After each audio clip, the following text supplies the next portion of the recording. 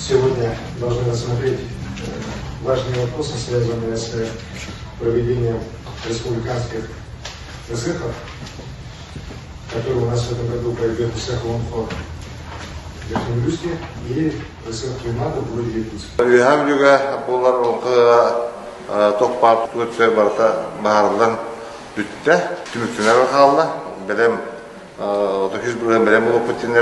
Это будет СЭХ международного масштаба.